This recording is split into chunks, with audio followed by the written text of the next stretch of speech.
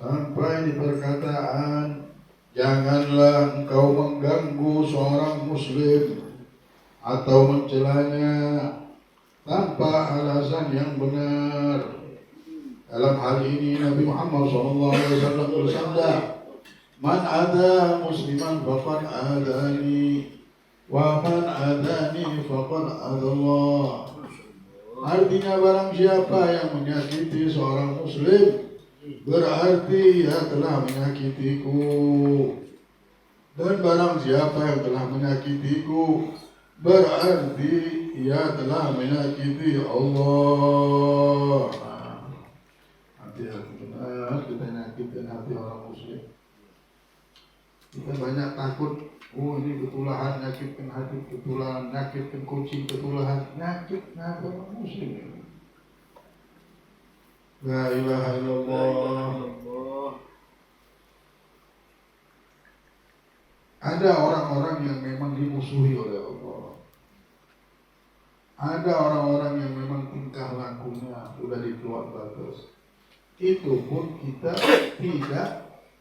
tidak boleh mencela.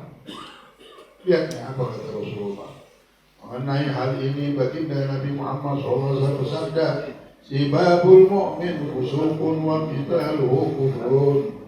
Mengejek seorang mukmin adalah perbuatan fasik, sedangkan membunuhnya termasuk kekafiran. Orang mukmin, orang mukmin beda sama orang muslim. Mukmin ini derajatnya udah tinggi, percaya benar sama Allah dia. Nah, inilah yang disebut wali-wali Allah, yang sudah menyerahkan diri sama Allah. Nah, kita mencaci mereka saja sudah hati-hati kita. Sudah jadi orang fasik, tambah lagi membunuhnya. Janganlah engkau melaknat seorang muslim atau seekor hewan atau benda mati atau bahkan seseorang sekalipun ia kafir, kecuali jika engkau telah memastikan bahwa ia mati dalam keadaan kafir seperti Fir'aun dan Abu Jahal, atau engkau yakin bahwa rahmat Allah Subhanahu wa taala tidak akan mengenainya sama sekali seperti iblis. Yang lain ini bisa-bisa meninggal husnul khotimah, kita tidak tahu. Mungkin dia jahat di sini, tidak tahunya ada dia lakukan amal kebaikan, selamat. Jadi selain yang ada di Al-Quran, tidak usah kita ikut-ikut.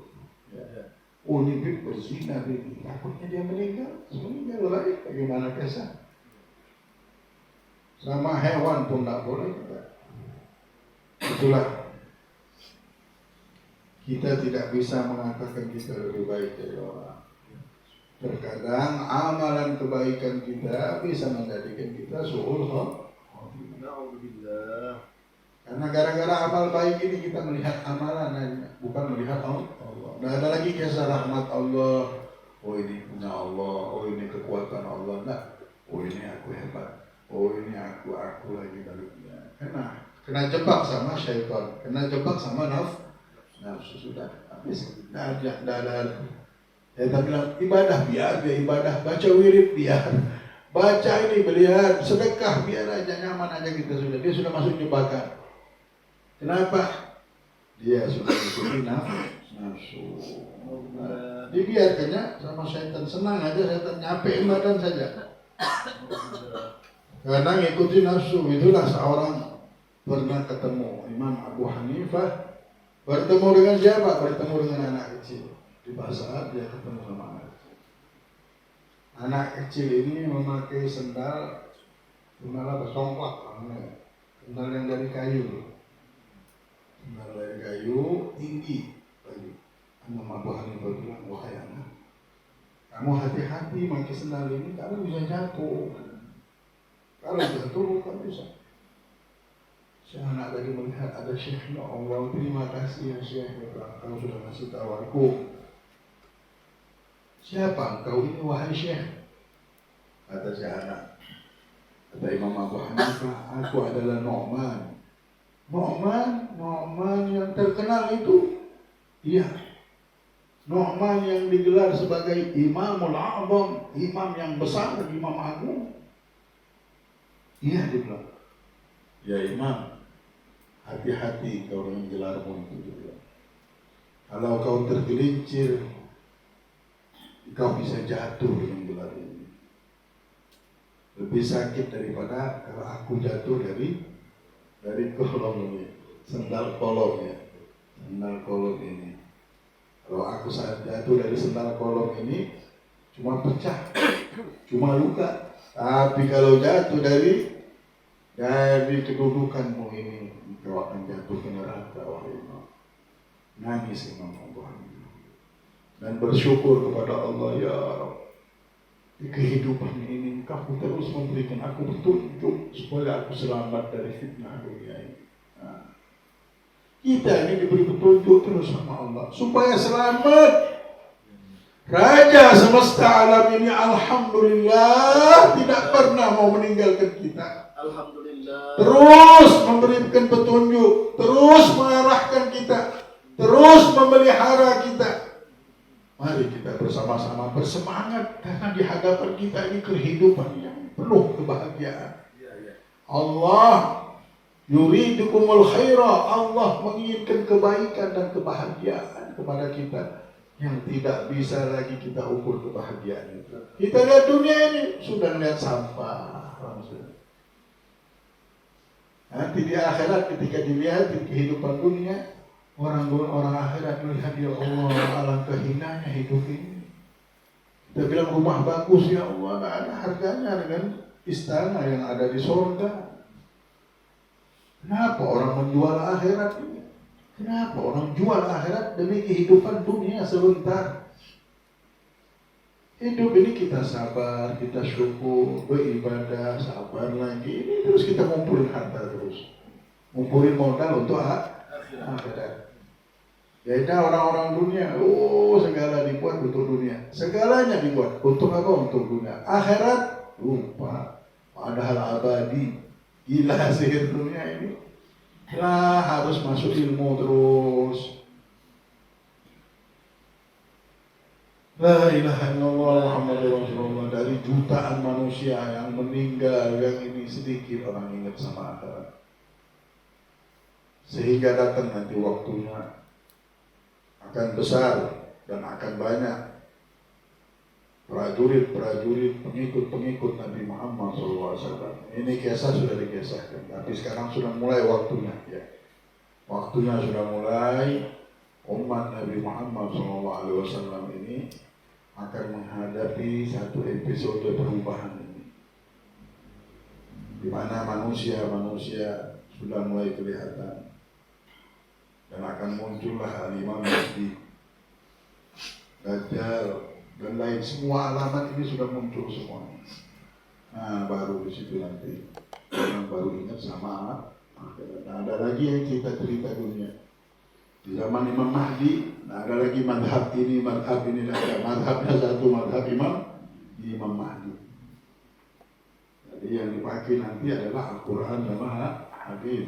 Yang lain fatwa Imam Mahdi semuanya. Tapi fatwanya yang ikut juga sama fatwa-fatwa ini. Karena akan lari dari Al-Quran fatwa-fatwa yang ada ya. Cuma dipilih sama Imam Mahdi, ini ambil madhab ini ambil mazhab ini. Disatukan semuanya mazhab ini. Nah, Isa pula turun. Nah, di situ itu zaman kebesaran Islam. Nah, sebelum Mahdi muncul itu Islam besar dulu. Dari semua tempat. Dari segala penjuru Islam besar. Akhirnya marah tuannya kemaksiatan ini, Dajjal, melihat pasukannya kalah, dia muncul. Dia muncul supaya menyesatkan manusia. Seperti Tuhan ini. Ini Dajjal datang, kota yang kering jadi subur. Orang miskin jadi kaya bisa.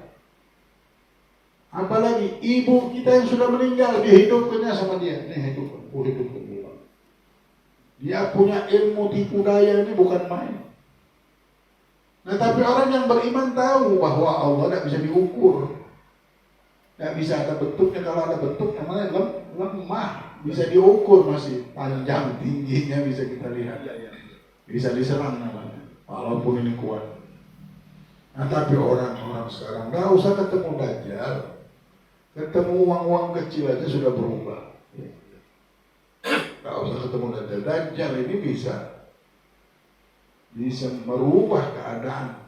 Orang tua kita yang meninggal dihidupkannya, nggak bisa pikir kita. Fitnah Dajjal ini. Kecuali orang yang sudah tahu hidup ini adalah ujian, apapun yang saya hadapi, saya akan hadapi. Dan aku tahu Allah tidak sulit. Ini modal kita nih.